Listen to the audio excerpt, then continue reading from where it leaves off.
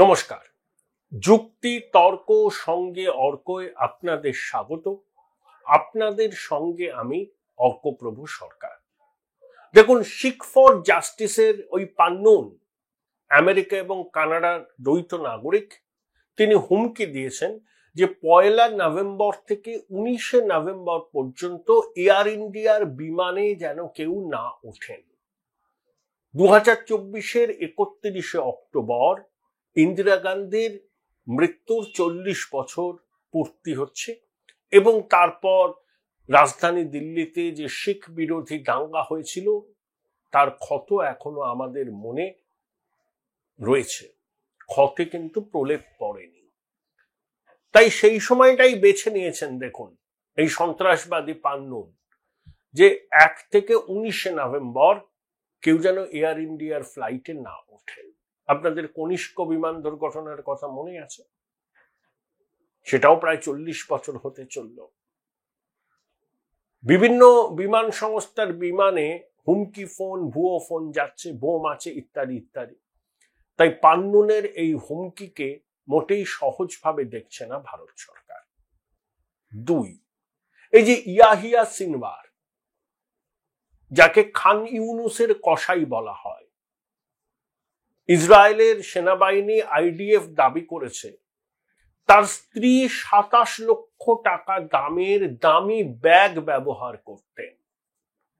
একটা ছবি তারা প্রকাশ করেছেন যে সিনওয়ার তার পরিবার নিয়ে গাজার একটা টানেলে ঢুকছেন, তার স্ত্রীর হাতে একটা ব্যাগ আছে, সেই ব্যাগের মূল্য নাকি 27 লক্ষ টাকা। ইসরায়েল বলছে যে গাজার মানুষ খেতে পাচ্ছে না,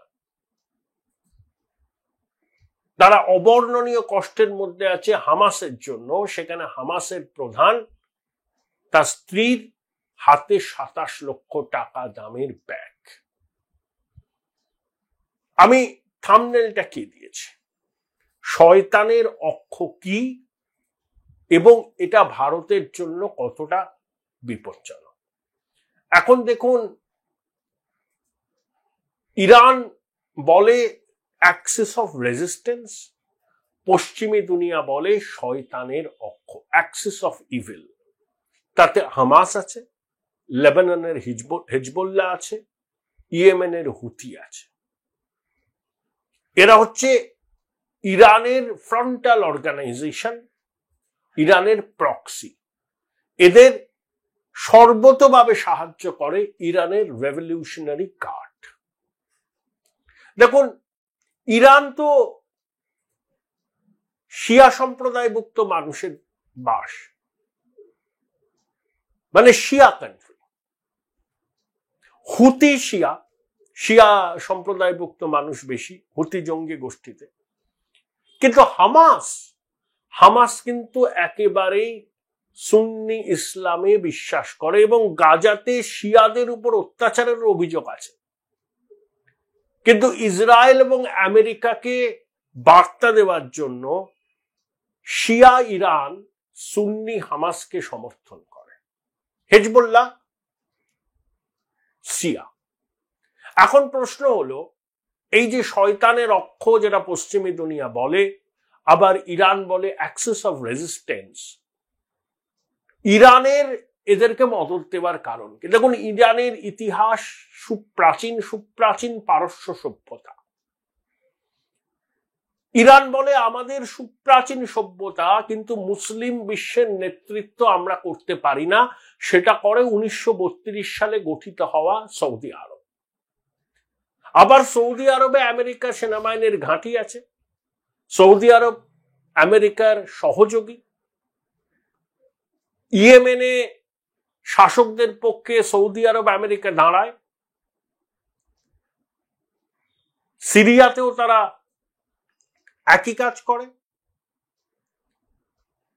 যদিও মুসলিমদের পবিত্র ধর্মস্থানগুলো সৌদি আরবেই, কিন্তু ইরানের বক্তব্য তারা সুপ্রাচীন সভ্যতা, তারা কেন মুসলিম বিশ্বের নেতৃত্বের জায়গাটায় নিজেদের প্রতিষ্ঠিত করতে পারবে না। এটা ইরানের দাবি, কষ্ট, মনোবেদনা। তারা এইটুকু বুঝেছে দুনিয়ার মুসলিম জনসংখ্যার 87% প্রায় হচ্ছে সুন্নি, বাকিরা হচ্ছে শিয়া। দেখুন, আমাদের দেশের স্বাধীনতার আগে ইরান একদিকে ব্রিটিশ ভারতকে ছুত, মানে তখন পাকিস্তান তো আমাদের মধ্যেই ছিল, একদিকে সোভিয়েত রাশিয়াকে ছুত। সোভিয়েত এবং ব্রিটিশ বাহিনী ইরানের সঙ্গে লড়াই করেছে, ইরানকে যুদ্ধে হারিয়েছে, ইরানের সঙ্গে ট্রিটি করেছে। ইরানের তেলের ভান্ডারের খোঁজ বিংশ শতাব্দীর গোড়ার দিকে ব্রিটিশরা পায় এবং তারপরে তারা ইরানের সরকারের সঙ্গে চুক্তি করে এবং সেই চুক্তির শর্ত অনুযায়ী অ্যাংলো পার্সিয়ান অয়েল কোম্পানি যে ইনভেস্ট করবে ব্রিটিশরা, প্রযুক্তি আনবে ব্রিটিশরা, তেল উত্তোলন করে সেই তেল বেচবে তারা, তার বদলে 16% প্রফিট তারা ইরানকে দেবে আর বছরে একটা কনসলিডেটেড অ্যামাউন্ট দেবে। তো এই অ্যারেঞ্জমেন্ট চলছিল, কিন্তু আপনার দেশের তেল অন্য দেশ এসে সেই তেল উত্তোলন করছে, বাজারে বিক্রি করে হিউমাঙ্গাস প্রফিট করছে, আর আপনাকে চাঁদ সওদাগরের মনসা পুজো করার মতো ভাগ দিচ্ছে। আপনি কতদিন এটা মেনে নেবেন? মানতে তো পারবেন না। তাই ইরানের মধ্যেও সাধারণ মানুষের ক্ষোভ বিক্ষোভ বাড়তে থাকে। আবার সোভিয়েতের সঙ্গে ইরানের ট্রিটির ফলে ইরানের তসর থেকে শুরু করে তামাক, সেই ব্যবসাটাও চলে যায় ভিনদেশি ব্যবসায়ীদের কাছে, আর ইরানের মানুষের ধনে প্রাণে মরে যাওয়ার অবস্থা হয়, দারিদ্র বাড়ে, অনাহার বাড়ে, আনএমপ্লয়মেন্ট বাড়ে। ইরানে বাদশারা ছিলেন ঠিকই, কিন্তু মজলিস অর্থাৎ রিলিজিয়াস ক্লার্জি তারাও কিন্তু খুব ক্ষমতাবান হয়েছিল। উলেমা, তারা ইসলামিক স্কলার, এবং তাদের উপরে স্তরে যিনি থাকেন তিনি হচ্ছেন আয়াতুল্লাহ। তাহলে এই মজলিস ইরানের মধ্যে খুব প্রভাব বিস্তার করে এবং তাদের বক্তব্য মানুষকে আন্দোলিত করে। তারা কিন্তু এই ব্যবস্থার অবসান চায়। তার মধ্যে বিদ্রোহ হয়, ইরানের যে বাদশা ছিল তাকে ক্ষমতা থেকে হটিয়ে একজন সেনাকর্তা ক্ষমতায় আসেন। সেই সেনাকর্তা নিজেকে সেকুলার রিফর্মিস্ট বলতেন। তিনি পশ্চিমী ধাঁচের শিক্ষা ব্যবস্থা, মেয়েদের চাকরির সুযোগ, পোশাক আশাকে পশ্চিমের অনুকরণ সবই করেন, কিন্তু সংবাদপত্রের স্বাধীনতা হরণ করা, বিরোধী কণ্ঠস্বরকে রুখে দেওয়া, এগুলো সবই তিনি করতেন। তো মজলিসের মধ্যে থেকেও বিরোধ শুরু হয়, তিনি দমাতে পারেন না। এমন সময় এই যে মজলিসের মধ্যে থেকে মোহাম্মদ ইয়াজদিক তিনি বিদ্রোহ করেন।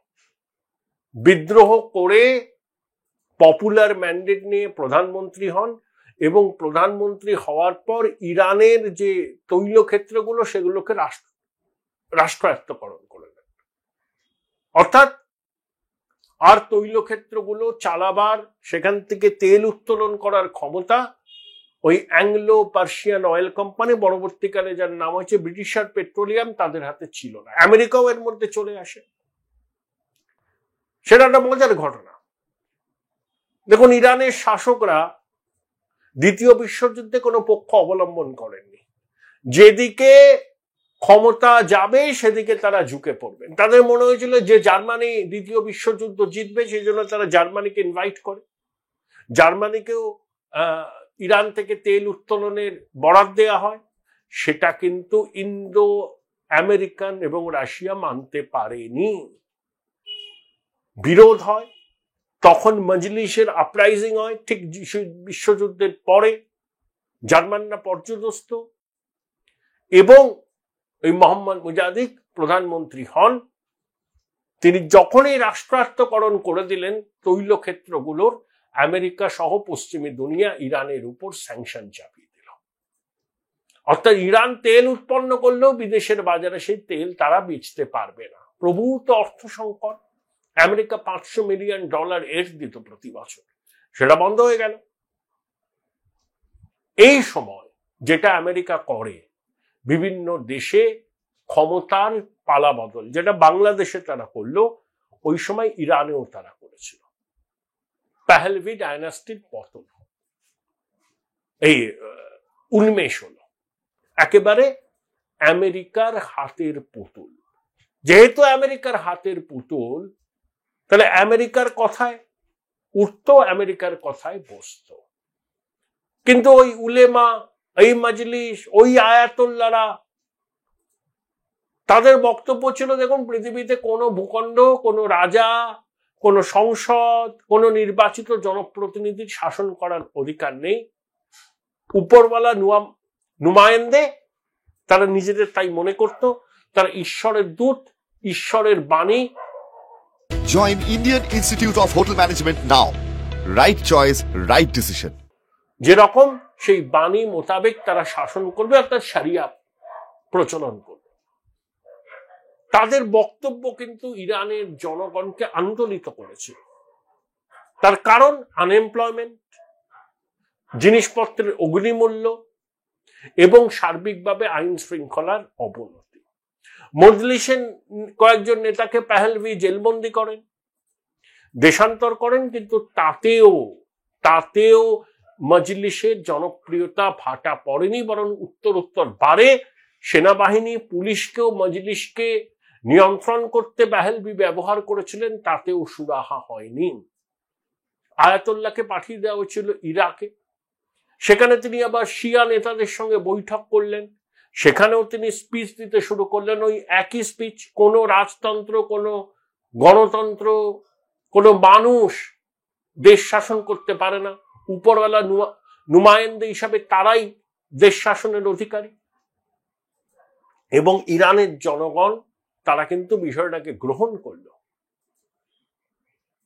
এই সময় যখন প্রচন্ড পপুলার আপরাইজিং ইরানে, তখন পাহলভি দেশ ছেড়ে আমেরিকা চলে গেলেন, বলছেন ক্যান্সারের ট্রিটমেন্ট। ইরাক বেশি দিন আয়াতুল্লাহকে রাখেনি তাদের দেশে, ভয়ে তিনি ফ্রান্সে চলে গেছিলেন। পাহলভি দেশ ছাড়ার পর ফ্রান্স থেকে আয়াতুল্লাহ আসলেন, এসেই তিনি গণভোট করে থিওক্রেসির প্রচলন করলেন ইরানে, অর্থাৎ সর্বোচ্চ ক্ষমতা তার হাতে, তারপরে প্রেসিডেন্ট বলুন, পার্লামেন্ট বলুন ইত্যাদি। যেহেতু পাহলভির আমলে সেনাবাহিনী মজলিসের উপর অত্যাচার করেছে, ধরপাকড় করেছে, আয়াতুল্লাহ সেনাবাহিনীকে ভেঙে দিয়ে থিওক্রেসিকে প্রোটেক্ট করার জন্য তৈরি করলেন রেভলিউশনারি গার্ড। যে রেভলিউশনারি গার্ড ইয়েমেনে হুতি, প্যালেস্টাইনে হামাস, লেবাননে হিজবুল্লাহকে আর্থিক, প্রযুক্তি এবং অস্ত্র শস্ত্র দিয়ে মদত করে। যে রেভলিউশনারি গার্ডের কুখ্যাত সোলেমানি, যাকে আমেরিকা ড্রোন দিয়ে খুন করেছিল। এই যে ইব্রাহিম রাইসি মারা যাওয়ার পর হেলিকপ্টার ক্র্যাশে তার উত্তরসূরির শপথ গ্রহণ অনুষ্ঠানে ইসমাইল হানিয়ে গেছিলেন ইরানে, রেভলিউশনারি গার্ডের গেস্ট হাউসে তিনি ছিলেন, সেখানে তিনি খুন হন। অর্থাৎ রেভলিউশনারি গার্ড হামাস, হিজবুল্লাহ, হুতিকে যে প্রোটেক্ট করে, সমর্থন করে, এটা নিয়ে কারুর মনে কোনো সংশয় নেই। এটাকেই পশ্চিমী দুনিয়া বলে অ্যাক্সিস অফ ইভিল। দেখুন, মধ্যপ্রাচ্যে 17টা দেশ আছে মুসলিম অধ্যুষিত, তার মধ্যে 13টা দেশ সুন্নি অধ্যুষিত, 4টে দেশ শিয়া অধ্যুষিত। ইরান কিন্তু কোনো আরব লীগের সদস্য নয়, কারণ ইরানে ভাষা ফার্সি, সৌদি আরব সহ অন্যান্য দেশগুলো আবার আরবিতে কথা বলে। হেজিমনি কার হবে মুসলিম বিশ্বে, মুসলিম উম্মায় কার স্থান সব থেকে বেশি হবে, সেটা নিয়ে কিন্তু ইরান সৌদি সংঘাত। এবং ইরানের দাবি, তারা এই ন্যারেটিভটা মুসলিম দুনিয়ায় প্রতিষ্ঠিত করতে চায়, দেখো আমরা আক্রান্ত হয়েছি আমেরিকার থেকে, ইসরায়েল থেকে, কিন্তু তা সত্ত্বেও আমরা কিন্তু আমেরিকা ইসরায়েল বিরোধী অবস্থান থেকে সরে আসেনি। আর সৌদি আরবে আমেরিকার বেস আছে, সৌদি সেনাবাহিনী আমেরিকা সেনাবাহিনীর সঙ্গে যৌথ অভিযান চালায়। এই যে বাহারিনে আপস্প্রিং হলো, সৌদি আমেরিকা সেনাবাহিনী বাহরাইনের মনার্কির পাশে থাকলো, ইরান কিন্তু বিদ্রোহীদের সঙ্গে থাকলো। ইয়েমেনেও হুতিদের সঙ্গে আছে ইরান, কিন্তু সরকারের সঙ্গে আছে সৌদি আমেরিকার বাহিনী। অর্থাৎ যে সৌদি আরব আমেরিকার সঙ্গে ঘনিষ্ঠতা রেখে চলে, আমেরিকার সেনাবাহিনী সৌদি আরবের মাটিতে আছে, তারা কি করে ইসলামী বিশ্বের নেতৃত্বের দাবি করে? সেই নেতৃত্ব ইরানের হাতেই থাকা উচিত। তার কারণ পারস্য সভ্যতা সুপ্রাচীন এবং ইরান মুসলিম বিশ্বের জন্য লড়ছে, প্যালেস্টাইনের স্বার্থ রক্ষার জন্য লড়ছে, আমেরিকার চোখে চোখ রেখে কথা বলছে, তারা ইসরায়েলের অস্তিত্বকে স্বীকার করে না। ইতিমধ্যে ইজিপ্ট 1979 সালে ইসরায়েলের অস্তিত্ব স্বীকার করে ডিপ্লোম্যাটিক রিলেশন করেছে, জর্ডান 94 সালে করেছে, আব্রাহাম অ্যাকর্ডের পরে বাহরাইন করেছে, ইউএই করেছে। সৌদি আরব ইসরায়েলের ডিপ্লোম্যাটিক স্বীকৃতি দেওয়ার ব্যাপারে ভাবনা চিন্তা করছেন, কিন্তু ক্রাউন প্রিন্স বুঝতে পেরেছেন যে প্যালেস্টাইনে ইসরায়েলের অভিযান এবং হাজার হাজার মানুষের মৃত্যুর পর সৌদি আরব যদি এই মুহূর্তে ইসরায়েলের সঙ্গে ডিপ্লোম্যাটিক সম্পর্ক তৈরি করে, সেটা মুসলিম বিশ্বে সৌদি আরবের ভাবমূর্তির পক্ষে ক্ষতিকারক হবে। সেই জন্য তারা আপাতত পিছিয়ে এসছে এবং বলছে ইসরায়েল যদি প্যালেস্টাইনের অস্তিত্বকে স্বীকার করে তবেই ইসরায়েলের সঙ্গে তাদের কূটনৈতিক সম্পর্ক তৈরি হবে। ইরান কিন্তু পশ্চিমী দুনিয়ার স্যাংশনের মুখে পড়েছে, তাদের পরমাণু অস্ত্র তৈরির প্রকল্প বারবার ভেস্তে গেছে ইউরেনিয়াম এনরিচ করার, অর্থাৎ ইউরেনিয়াম 238 থেকে ইউরেনিয়াম 235 এই এনরিচ করেই তবে তো পারমাণবিক অস্ত্র করা যায়। ইরান কিন্তু এখনো পারেনি এবং সেটা তারা আদৌ পারবে কিনা আমার সন্দেহ আছে। রাশিয়া, চীন চাইছে যে ইরান পারমাণবিক অস্ত্র সমৃদ্ধ হোক, কারণ নিউক্লিয়ার ডেটারেন্স হলে তখন ইসরায়েল আর ইরানের মধ্যে সংঘর্ষ হবে না এবং মধ্যপ্রাচ্যে শান্তি প্রতিষ্ঠিত হবে। এখন একমাত্র ইসরায়েল মধ্যপ্রাচ্যে পারমাণবিক শক্তি। আরব দেশগুলোর কারোর কাছেই পারমাণবিক অস্ত্র নেই, মধ্যপ্রাচ্যে ইসরায়েলের আছে, তাই ইসরায়েলের অ্যাডভান্টেজ। ইরান যদি পারমাণবিক শক্তি হাতে পায় তাহলে কিন্তু নিউক্লিয়ার ডেটারেন্স হবে। এই যে খমেনির, এই যে উপরওয়ালার নুমাইন্দে, তারাই আইন প্রণয়ন করবেন, শরিয়া করবেন, রাজা, সংসদ, প্রেসিডেন্ট কোনো অস্তিত্ব নেই, এটা কিন্তু মুসলিম দুনিয়ার অন্যান্য দেশ ভালো চোখে দেখে না। এই কিছুদিন আগে সম্ভবত 2016 সালে সৌদি আরবের একজন শিয়া ধর্মাবলম্বী ধর্মগুরু, তিনি সৌদি রাজতন্ত্রের বিরুদ্ধে কথা বলায় তাকে ফাঁসি কাটে ঝুলিয়ে দিয়েছিল সৌদি আরব।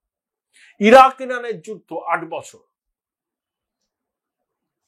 খামেনি খেপিয়ে তুলছিল ইরাকের মানুষকে, কারণ ইরাকের শাসন ক্ষমতায় সুন্নিরা থাকলেও সাদ্দাম হোসেনরা ইরাকের জনগোষ্ঠীর সিংহভাগ শিয়া। যখন ইরান থেকে পালিয়ে খামেনি ইরাকে গেলেন, সেখানে শিয়া ধর্মগুরুদের সঙ্গে কথা বললেন, স্পিচ দিলেন, লোককে খেপালেন। তখনকার দিনে তার ক্যাসেট চোরাপথে ইরানে আসতো, তা সাদ্দাম ভয় পেলেন, আরব দুনিয়া ভয় পেল। এইভাবে যদি লোককে খেপায় খামেনি, তাহলে তো গণতন্ত্র, রাজতন্ত্র, তাদের আধিপত্য কোথাও কিছু থাকবে না। সবই তো উপরওয়ালার নুমায়েন্দে হিসাবে এই মজলিসের মতো অর্গানাইজেশনই দখল করে নেবে। সেই জন্য সৌদি আরব কখনোই ইরানের সঙ্গে মিত্রতা করেনি। তাদের মধ্যে প্রত্যক্ষ যুদ্ধ নাই হতে পারে, কিন্তু সর্বত্র ছায়া যুদ্ধ চলেছে। এবং পশ্চিমী দুনিয়ার সুরে সুর মিলিয়ে সৌদি আরব কিন্তু এই হুতি বলুন, হামাস বলুন, হেজবুল্লাহ বলুন, এদেরকে অ্যাক্সিস অফ ইভিল বলে, ইরান বলে অ্যাক্সিস অফ রেজিস্ট্যান্স। দেখুন, ইরান থেকে আমরা তেল আমদানি করি, রাশিয়া থেকেও করি, ইরান থেকেও করি। ইরানের চাবাহার বন্দর তো ভারত তৈরি করছে। তাহলে পাকিস্তানকে এড়িয়ে আমরা সহজে পশ্চিমী দুনিয়াতে পণ্য সরবরাহ করতে পারব। ইরানের সঙ্গে ভারতের সম্পর্ক ভালো, ভালো ডিপ্লোম্যাটিক রিলেশন। কিন্তু এই যে অ্যাক্সিস অফ ইভিল বা শয়তানের অক্ষ যেটাকে পশ্চিমী দুনিয়া বলে থাকে, সেটা কিন্তু ভারতের মাথা ব্যথার কারণ। কারণ এই তার উপর তো আইসিস আছে, আইসিসের সঙ্গে আবার এদের সম্পর্ক ভালো নয়। এই ধরনের উগ্রবাদী, মৌলবাদী, মানে যুদ্ধবাজ গোষ্ঠীর প্রভাব কিন্তু এই উপমহাদেশে পড়ছে। বাংলাদেশে হচ্ছে, ভারতে হচ্ছে। বাংলাদেশের রাজপথে আইসিসের ফ্ল্যাগ নিয়ে মিছিল করেছে ছাত্ররা, এবং ঢাকার প্রতিষ্ঠিত কলেজের ছাত্ররা। অর্থাৎ এই জিনিসটা আমাদেরও কিন্তু উদ্বেগ বাড়াচ্ছে। এই যে অ্যাক্সিস অফ ইভিল, ইরানকে পশ্চিমী দুনিয়া বলে যে একটা টেররিস্ট শক্তি, তারা ক্ষমতায় আছে। উপরওয়ালার নুমায়েন্দে বলে খমেইনিকে পশ্চিমী দুনিয়া স্বীকারই করে না।